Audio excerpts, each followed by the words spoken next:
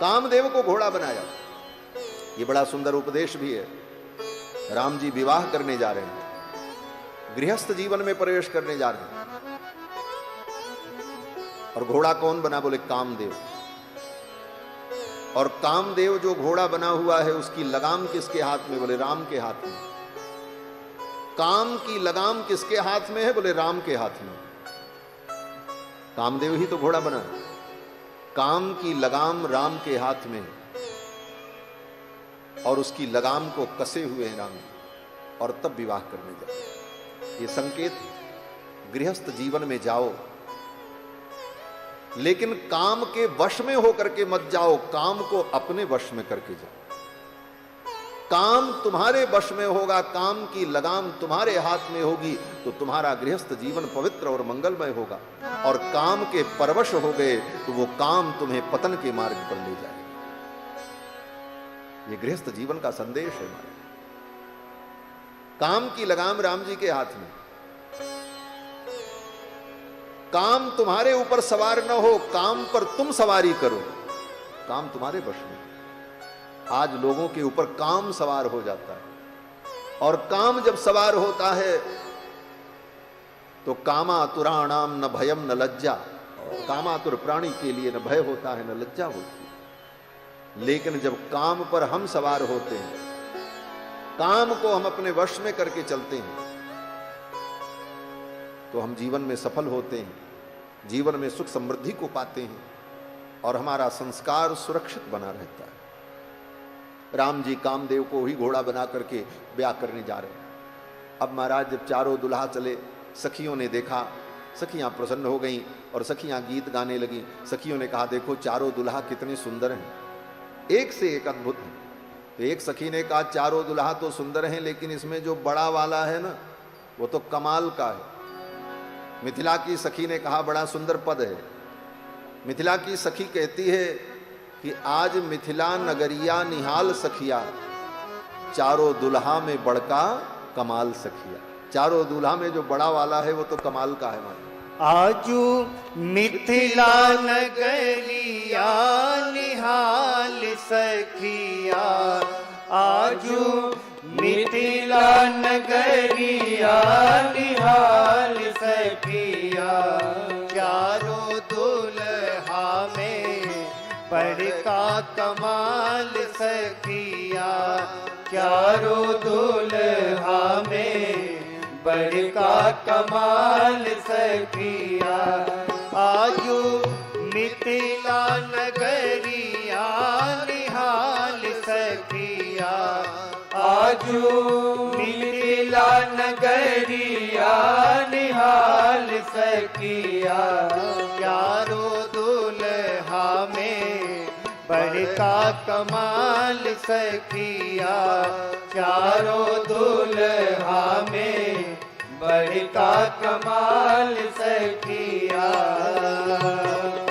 माथे मणि मोरिया कुंडल सोहे कनवा, माथे मणि मोरिया कुंडल सोहे कनवा, कार कार कजे रारे जुलमी नयनवा, कार कार कजे रारे जुलमी नयनवा। लाल लाल चंदन सोहे इनके भाल सखिया, लाल लाल चंदन सोहे इनके भाल सखिया, चारों दुल्हा में बड़का कमाल सखिया, चारों दुल्हा में बड़का कमाल सखिया।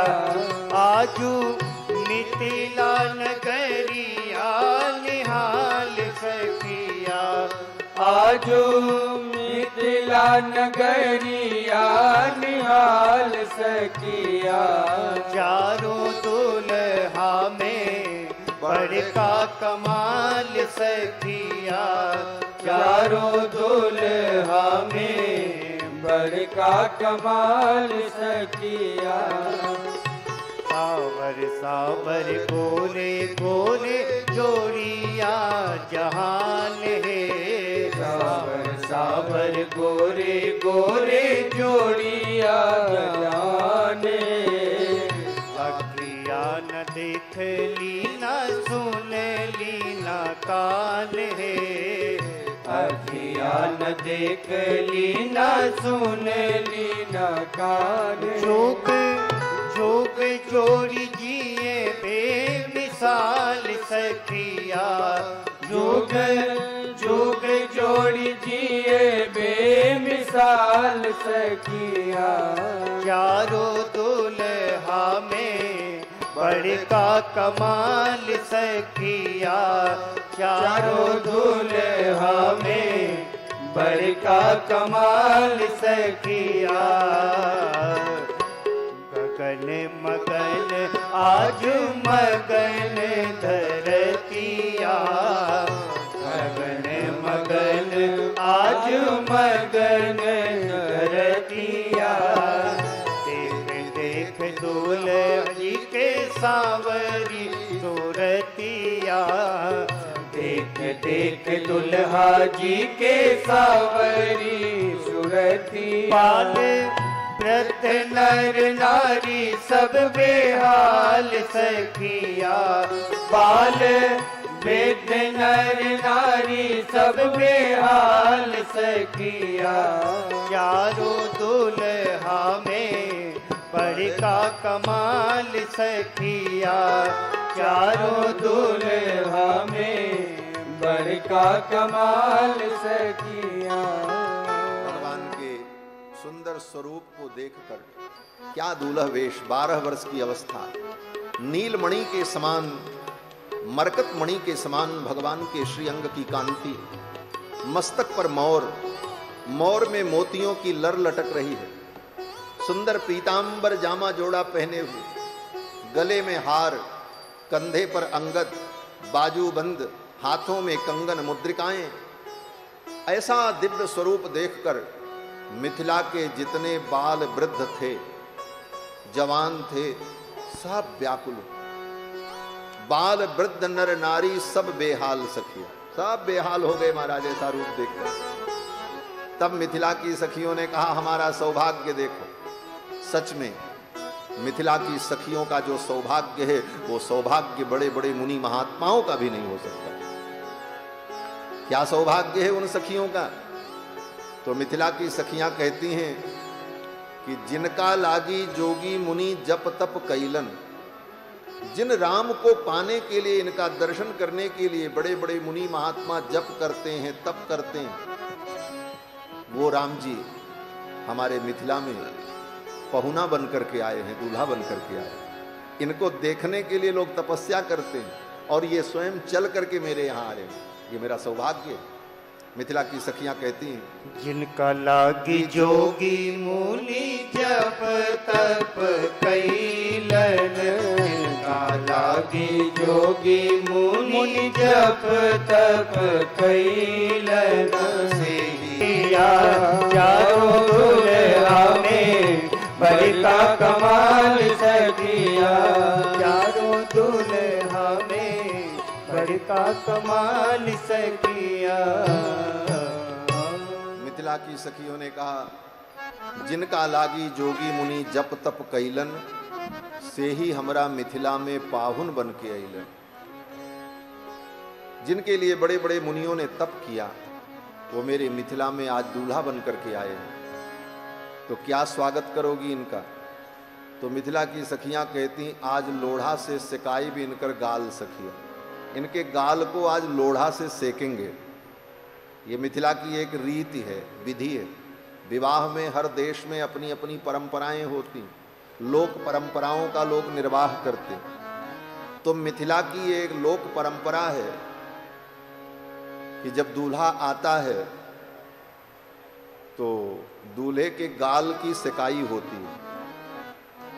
बोले कौन चीज से सिकाई होती? बोले लोढ़ा से। लोढ़ा क्या होता है? बोले पुराने जमाने में आपने देखा होगा घर में मसाला पीसने के लिए, नमक पीसने के लिए एक पत्थर होता था, एक बड़ा पत्थर और एक छोटा पत्थर। तो जो बड़ा पत्थर होता है उसको तो शिल बोलते हैं और जो छोटा होता है उसको लोढ़ा बोलते हैं। सिल लोढ़ा हमारे यहाँ कहा जाता है, कहीं कहीं पर उसको सिल बट्टा भी कहते हैं। सिल जो है वो नीचे वाला और ऊपर जो रहता है छोटा सा वो बट्टा, तो उसको लोढ़ा कहते हैं हमारे यहाँ। तो जब विवाह होता है तो दूल्हा जब आता है ना तो उस लोढ़े को पूजा की थाली में रखे रहती हैं सखियां, घर की स्त्रियां, हल्दी उल्दी लगा करके, और उसी लोढ़े को दीपक में गर्म करके, वो दीपक जलता रहता है, उसी दीपक में उसको सेंकती हैं, और सेंकने के बाद गर्म करने के बाद उस लोढ़े को 3 बार दूल्हे के मुंह पर घुमा करके उसके गाल में छुआया जाता है। इसको गाल की सिकाई कहते हैं। तो मिथिला की सखियों ने कहा कि जिनके लिए बड़े बड़े मुनियों ने तप किया, ध्यान किया, वो मेरे मिथिला में पाहुन बन करके आए हैं, दूल्हा बन करके आए हैं। आज लोढ़ा से सिकाई बिनकर गाल सखिया, चारों दुल्हा में बड़का कमाल सखिया। आज लोढ़ा से इनके गाल की हम सिकाई करेंगे। दुल्हा सरकार आए, सखियों ने कहा सरकार अब आगे आपको पालकी में बैठ करके चलना। दुल्हा सरकार घोड़े से उतर गए, पालकी में बैठ गए, और पालकी में बैठ करके जब चारों दुल्हा सरकार चले, प्रसंग तो बहुत है, केवल मंडप तक पहुंचने में परसों हो जाएगी। आज की कथा तो छोड़ो, कल की भी छोड़ो, परसों कहीं मंडप में भगवान राम जी पहुंचेंगे अगर इस गति से हम ब्याह की बात कहेंगे तो।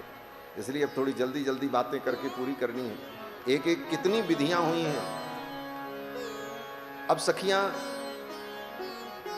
बारातियों का स्वागत करती हैं। बारात जब द्वार पर पहुंची तो सखियों ने बारातियों का स्वागत किया और गीत गाया। सखियों ने कहा, सखी द्वारे लगी बरियात, सजन को स्वागत करो। बारात का स्वागत करती हैं सखियां। सखी द्वारे लगी बरियात, सजने को स्वागत करो। सखी द्वारे लगी बरियात, सजने को स्वागत करो। सखी ने कहा, समधिन श्याम रंग रतिमानी, ये अचरज की बात, जो हमारी समधन है कौशल्या जी, उनको श्याम रंग अच्छा लगा होगा, इसीलिए कुछ दाल में काला है। अब ये बात सुन करके दशरथ जी हाथी पर बैठे थे, बगल में दशरथ जी भी थे। दशरथ जी को हंसी आ गई। अब विवाह में समधी और समधन को जब ससुराल पक्ष के लोग गाली सुनाते हैं, व्यंग वचन सुनाते हैं, तो उन वचनों को सुनकर के व्यक्ति हंसता ही है, और क्या कर सकता है, केवल हंसो, आनंद लो। अब दशरथ जी भी मुस्कुराने लगे। जब दशरथ जी मुस्कुराने लगे तो सखी ने दशरथ जी की ओर देखा, और सखी ने सोचा चलो इनको भी 2-4 सुना ही देते हैं। सखी ने कहा, इनको देखो, चक्रवर्ती सम्राट हैं और समधिन की करतूत को सुन रहे हैं, और उसके बाद भी इनको लाज नहीं आ रही है, ऊपर से हंस रहे हैं। समधिन की करतूत सुनत है, समधिन की करतूत सुनत है, समधिन की करतूत सुनत है, समधिन की करतूत सुनत है।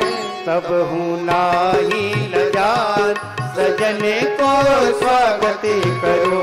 हाँ तब ही नाही लजात, सजने को स्वागत करो। सखी द्वारे लगी बरियात, सजने को स्वागत करो। सखी द्वारे लगी बरियात, सजने को स्वागत करो। सखी ने कहा, समधिन की करतूत सुनत हैं तबहू नाही लजात।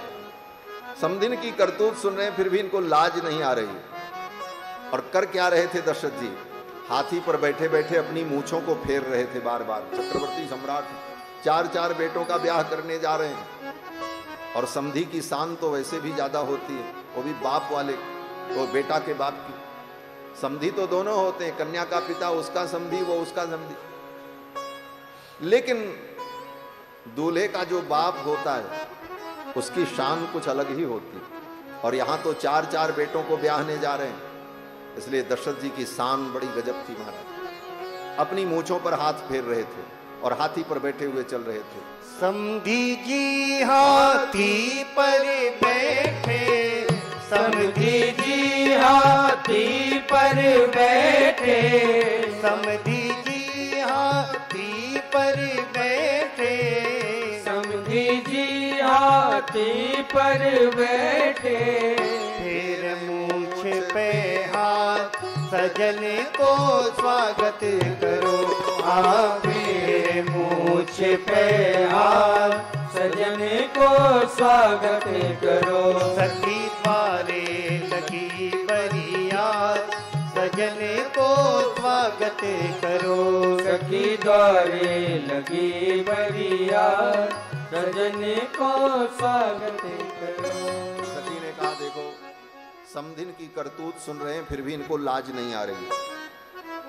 तो दूसरी सखी ने कहा जानती नहीं हो, जब ये अयोध्या से चले थे ना तो अपनी लाज शर्म को बेच करके आए थे। इन्होंने अपनी लाज शर्म बेच दिया है। जैसे कोई बहुत निर्लज्ज व्यक्ति हो तो लोग कहते हैं महाराज लाज शर्म को इस व्यक्ति ने बेच दिया है। एक सखी ने कहा बेच नहीं दिया है, इन्होंने अपनी लाज शर्म को गिरवी रख दिया है। इसीलिए समधिन की करतूत सुनने पर भी इनको लज्जा नहीं आ रही है, ऊपर से हंसी आ रही है। सखी ने कहा लाज शर्म सब बेच कोच के, लाज शर्म सब बेच कोच के, लाज शर्म सब गिरवी रख के, लाज शर्म सब गिरवी रख के, मगही पाल जवान सजन को स्वागत करो, मगही पाल जवार सजन को स्वागत करो, सखी द्वारे लगी बरियात सजन को स्वागत करो, सखी द्वारे लगी बरियात सजन को स्वागत करो। अब सखियां जब दशरथ जी को व्यंग वचन सुनाने लगी, बारातियों को सुनाने लगी। वशिष्ठ जी बैठे थे महाराज रथ पर। विवाह में कोई नहीं बचता है महाराज। ससुराल की सखियां सबको कुछ ना कुछ सुना देती। अब देखा जब वशिष्ठ जी महाराज को, तो वशिष्ठ जी तो तपस्वी हैं और उनका शरीर भी दुबला पतला। तो एक सखी ने कहा ये देखो इनको, देखने में कितने दुबले पतले हैं, लेकिन जब खाते हैं तो भर भर थाली खाते हैं महाराज। देखने में तो बड़े दुबले पतले हैं, लेकिन जब पाते हैं तो फिर भर भर थाली पाते हैं। इतनी बड़ी बड़ी दाढ़ी इनकी देखो महाराज। सखी ने कहा क्या पद है, भर भर थाली खाते। बता दे बबुआ लोगवा देत काहे गारी, बता दे बबुआ लोगवा देत काहे गारी, बता दे बबुआ लोगवा देत काहे गारी, बता दे बबुआ लोगवा देत काहे गारी। राम जी से पूछे, राम जी से पूछे जनकपुर के नारी, बता दे बबुआ लोगवा देत काहे गारी, बता दे बबुआ लोगवा देत काहे गारी। हम तो से पूछे ला ओ धनुषधारी, हम तो से पूछे ला ओ धनुषधारी, हम तो से पूछी ला ओ धनुषधारी, हम तो से पूछे ला ओ धनुषधारी। एक भाई गोर का है, एक भाई गोर का है, एक भाई कारी, बता दे बबुआ लोगवा देत काहे गारी, बता दे बबुआ लोगवा देत काहे गारी, बता दे बबुआ लोगवा देत काहे गारी।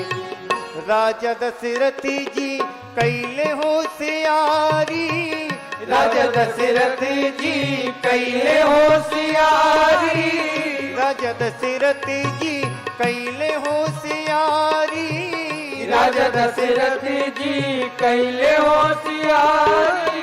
एगो मरदवा पे, एगो मरदवा तिल तिल को नारी, बता दे बबुआ लोग देत काहे गारी, बता दे बबुआ लोग देत काहे गारी। मिथिला की सखियों ने कहा भैया बबुआ ये बताओ लोग आपको गाली क्यों देते हैं? सखियां राम जी से ही पूछती हैं आपको लोग गाली क्यों देते हैं? बोले कौन गाली देता है? तो सखी ने कहा लोग यही कहते हैं आपके पिताजी ने बड़ी चतुराई की, बड़ी होशियारी की, 3-3 स्त्री पर एक पुरुष, 3-3 ब्याह किया, कितने चतुर थे तुम्हारे पिताजी, ऐसा कह करके उपहास किया। और भी सखी ने बहुत सारी बातें कही कि देखे में दूबर पात्र खाए भर भर खारी।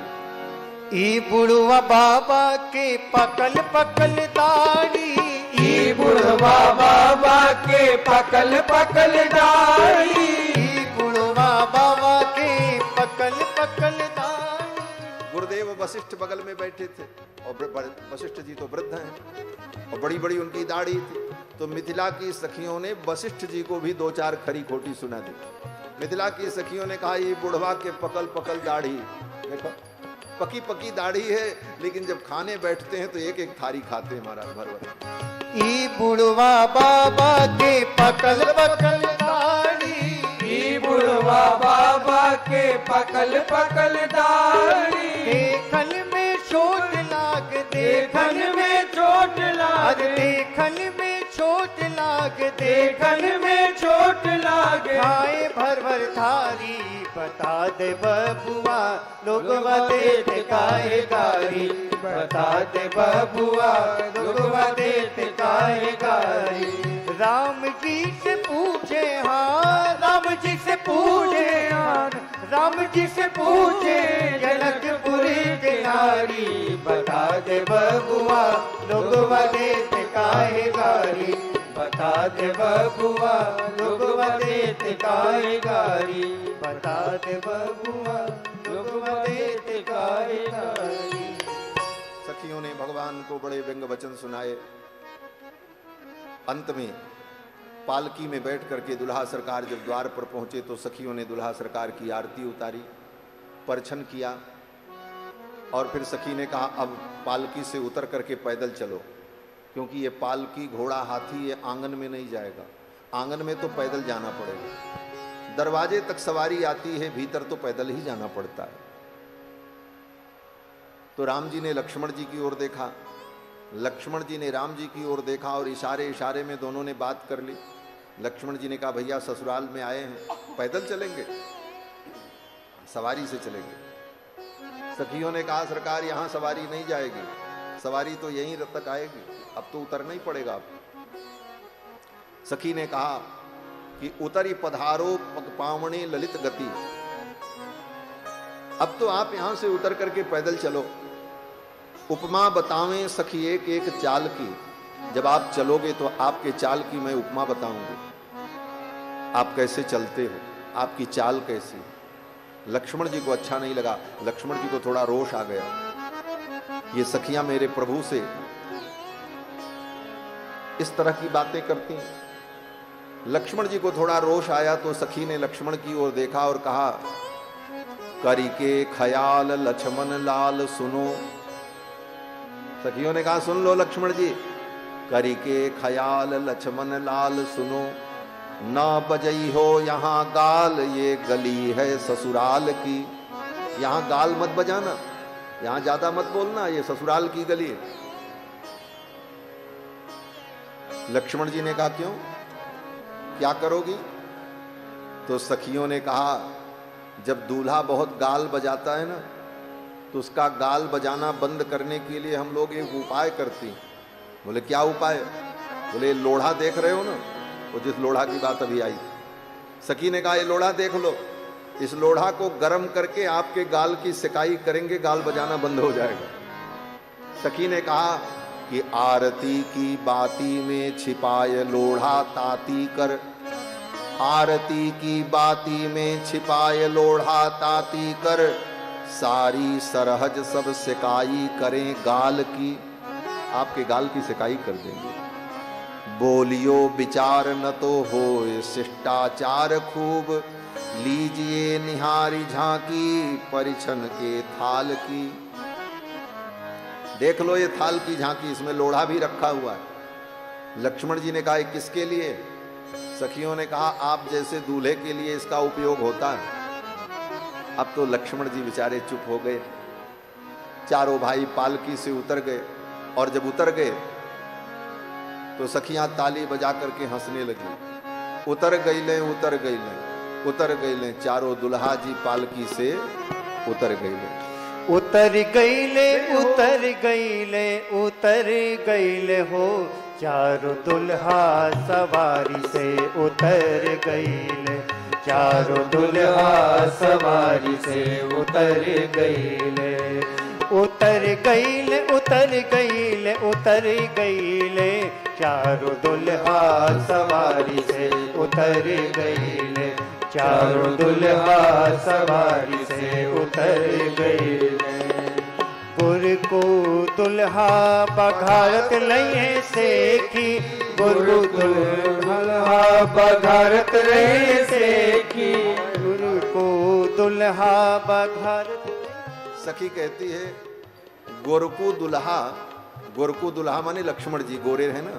सखी ने कहा गोरकू दुल्हा बघारत रहलन सेखी, ये तो बड़ी सेखी बघारत रहे, लेकिन इनकी सारी सेखी को सखियों ने मिटा दिया।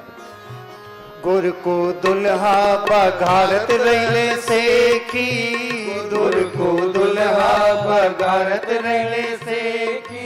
ससुरारी में सेखी ससुरारी में से बिसर गईले, चारों दुल्हा सवारी से उतर गईले। चारों दुल्हा सवारी से उतर गईले। चारों दुल्हा सवारी से उतर गईले। रहिले अकड़े हम ऐसे न उतरब, रहिले अकड़े हम ऐसे न उतरब। रहिले अकड़े हम ऐसे न उतरब। रहिले अकड़े हम ऐसे न उतरब। एक चुटकी में अकड़ एक चुटकी में सुधर गईले, चारों दुल्हा सवारी से उतर गईले। चारों दुल्हा सवारी से उतर गईले। सखियों ने कहा बहुत अकड़ रहे थे दुल्हा सरकार, नहीं उतरेंगे, लेकिन एक चुटकी में इनकी अकड़ हमने उतार दी और इनको नीचे उतार दिया। अब राम जी क्या करते? अब दुल्हा सरकार हंसने लगे। अब सखियों के इस कृत्य पर दुल्हा क्या कर सकता? हंस ही तो सकता।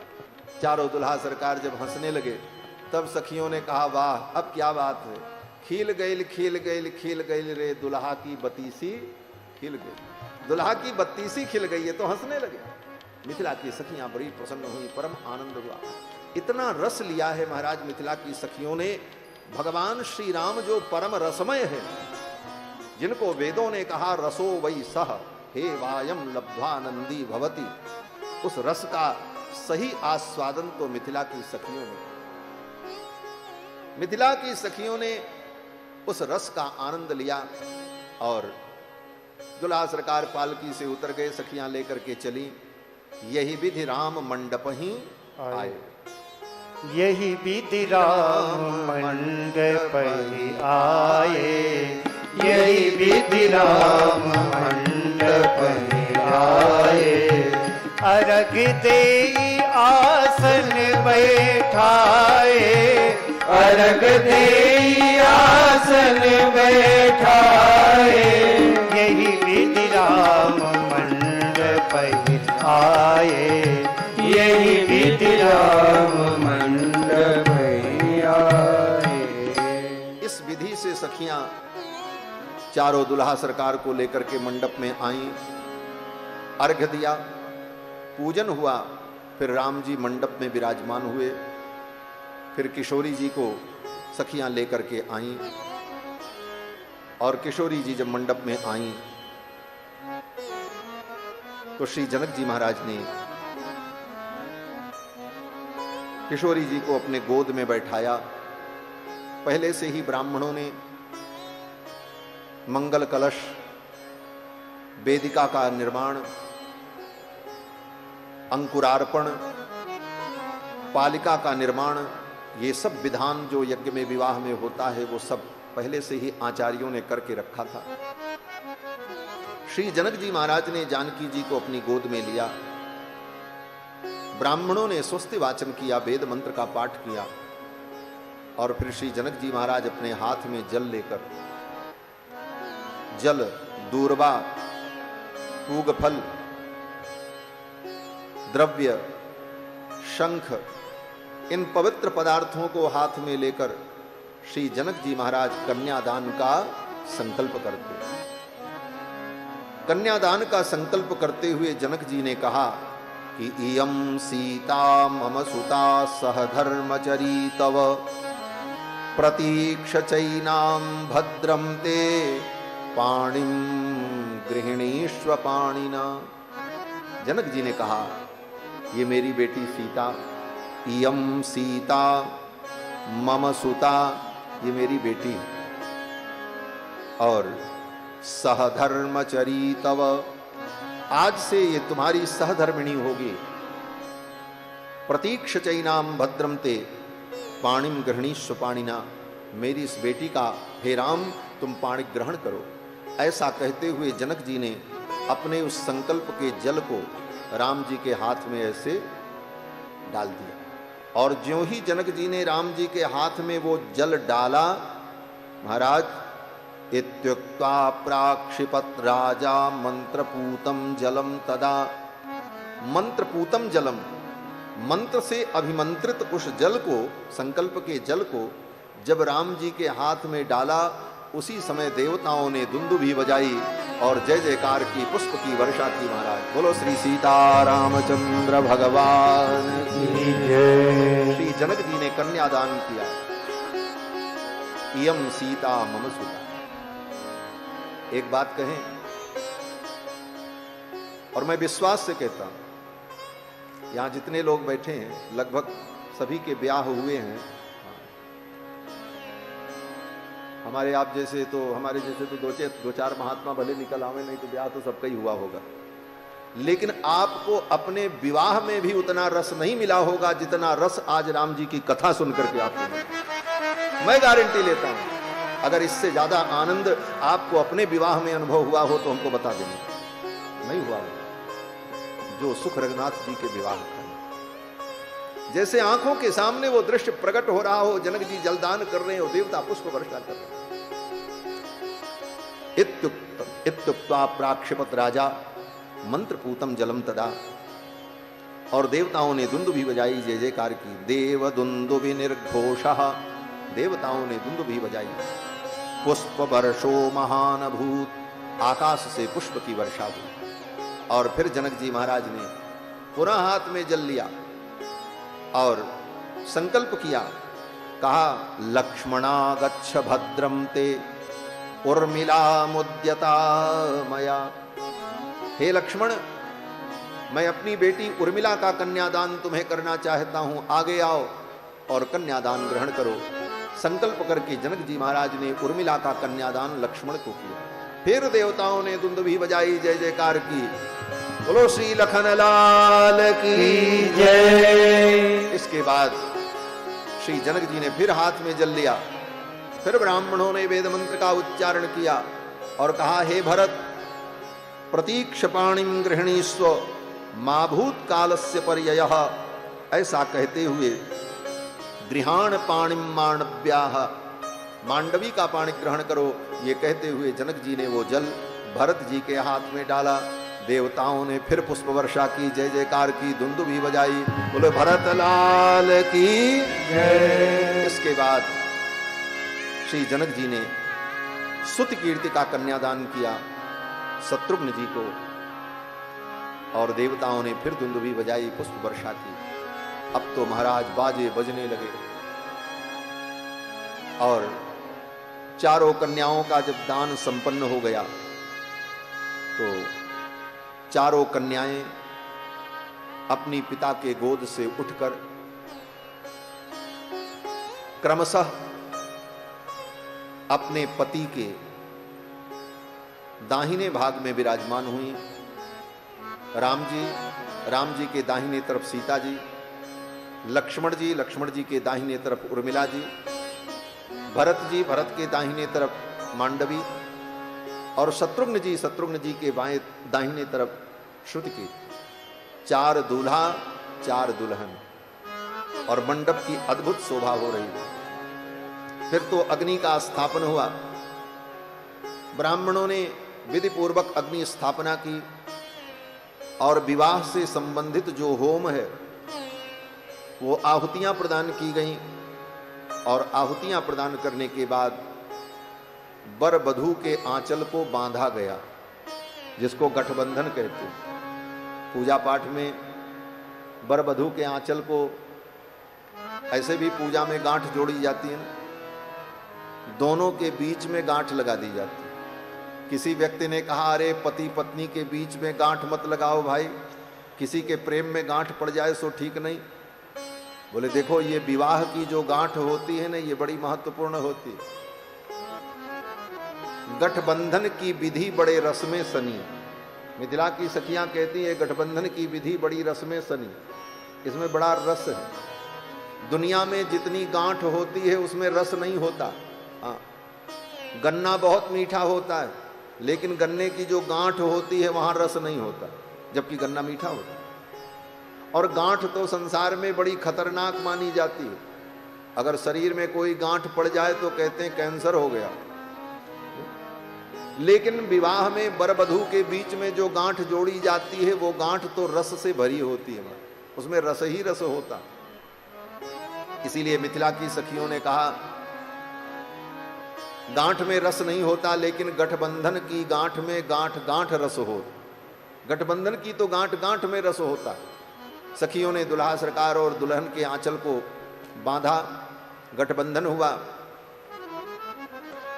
सखियां कहती हैं कि इस गठबंधन में जो गांठ है ना, वो जब गांठ बांधी जाती है तो उसमें अक्षत रख करके, सुपारी रख करके, दूर्वा रख करके, कुछ द्रव्य रख करके, पैसा रख करके तब वो गांठ बांधी जाती है। तो मिथिला की सखियां कहती हैं ये तो विधि है, लेकिन सच पूछो तो ये दुल्हा सरकार और दुल्हन महारानी के आंचल की जो गांठ है ना, इस गांठ में ऐसी बूटी बंधी हुई है। वो कैसी बूटी? बोले जो सारी दुनिया को अपने वश में कर ले। ऐसी सुंदर जोड़ी की इस जोड़ी को देख करके सारी दुनिया इनके वश में हो जाए। फिर तो चारों दुल्हा सरकार की गांठ जोड़ी गई, और फिर ब्राह्मणों ने वेद मंत्र पढ़ा और कहा अब अग्नि की परिक्रमा करो। अब चारों दुल्हा अग्नि की परिक्रमा करते हैं, जिसको फेरे बोलते हैं। कितने फेरे? हाँ, कितने फेरे होते हैं? हाँ, नहीं, 7 नहीं होते। ये तो फिल्म वालों ने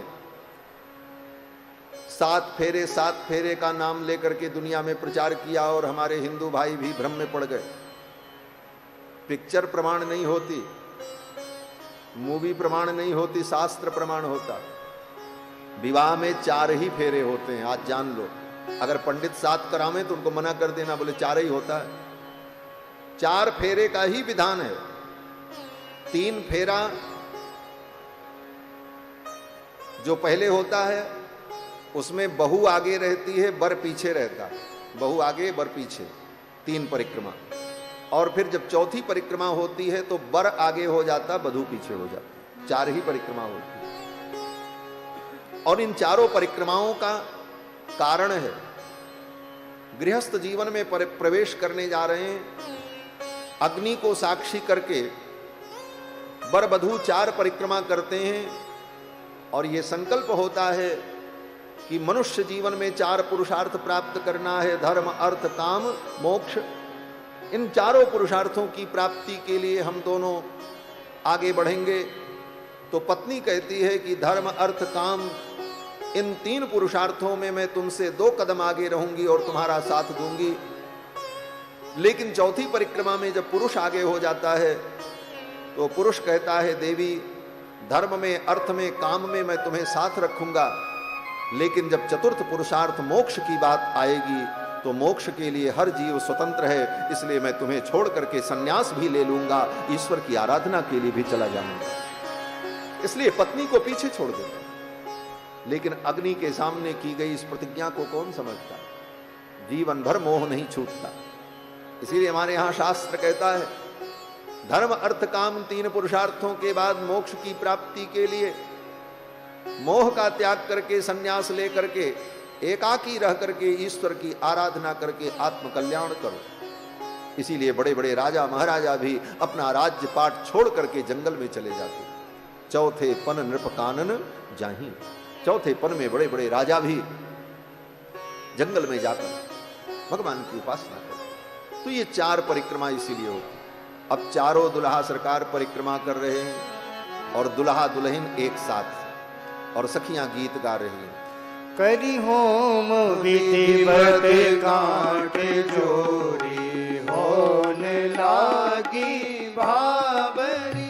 करी होम विधिवत गाठ जोरी होन लागी भावरी।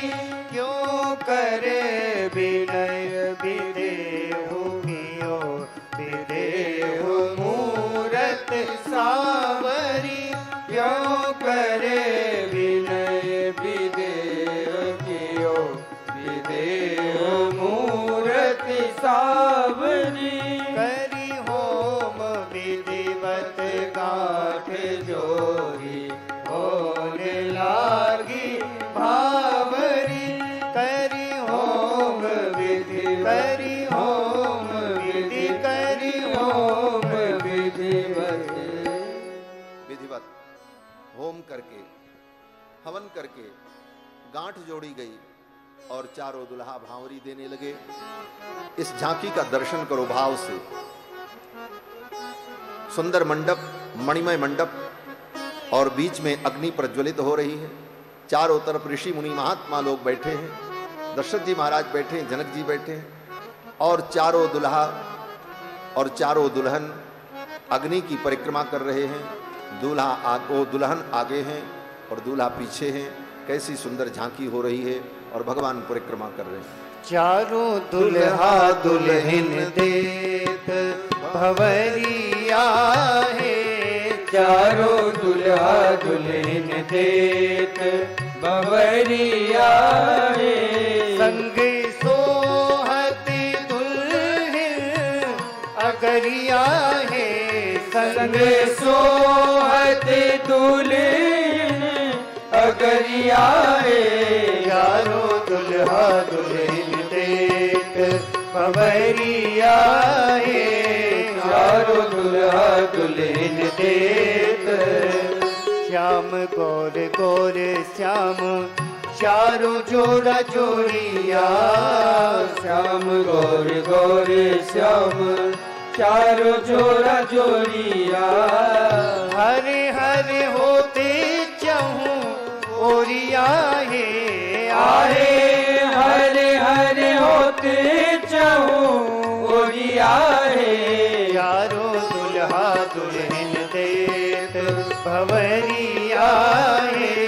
चारों दुल्हा दुल्हन देत सिरन पे सोहे मरीन मोर मोलिया। सिरन पे सोहे मणिन मोर मोरिया।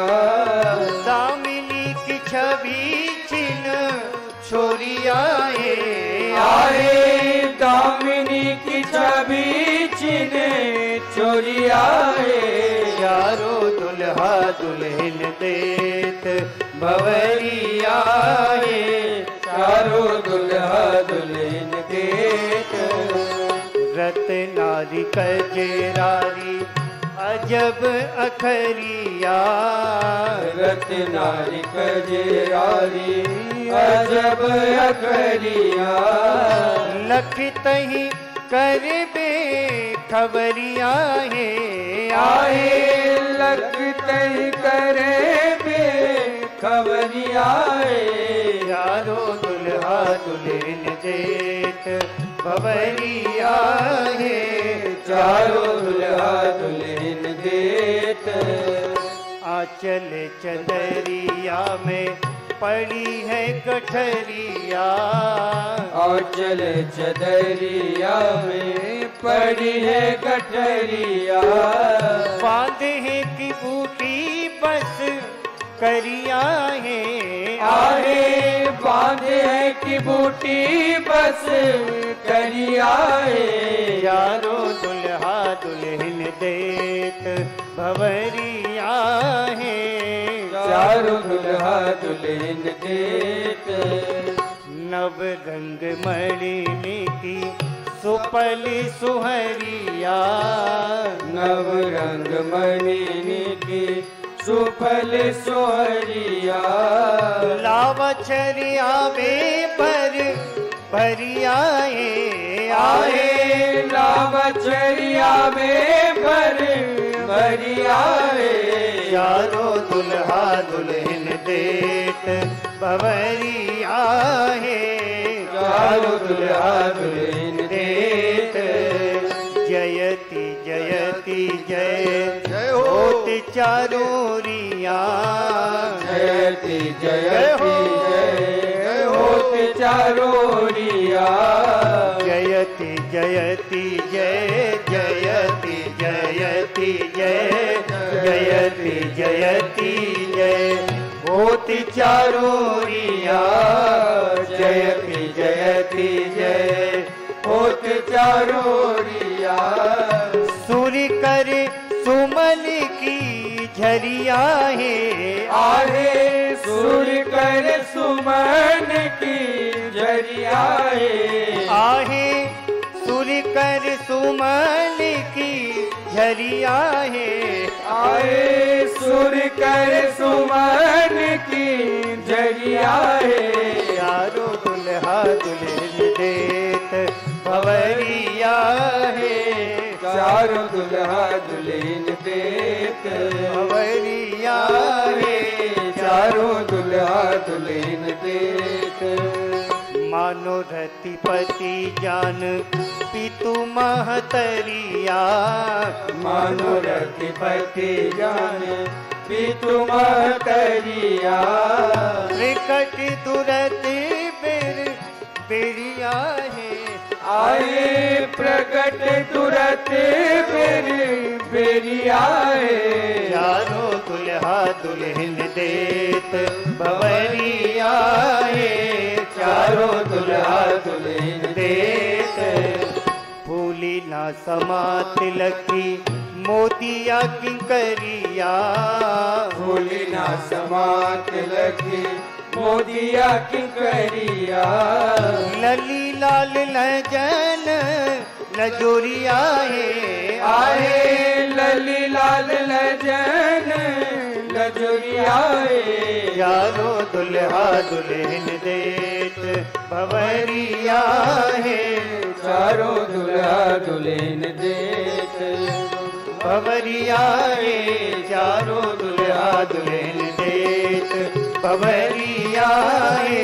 संग सोहती दुल्हन अगरिया है। संग सोहती दुल्हन अगरिया है।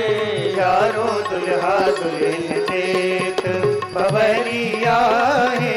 चारों दुल्हा दुल्हन देत भवरिया है। चारों दुल्हा दुल्हन देत। चारों दुल्हा दुल्हन देत। चारों दुल्हा दुल्हन देत। चारों दूल्हा और दुल्हन ने अग्नि की परिक्रमा की और इसके बाद गुरुदेव ने आज्ञा दी। फिर सिंदूर दान की विधि हुई। भगवान श्री राम ने श्री जानकी जी की मांग में सिंदूर भरा। गोस्वामी तुलसीदास जी महाराज कहते हैं, राम सीय सिर सेंधुर देही।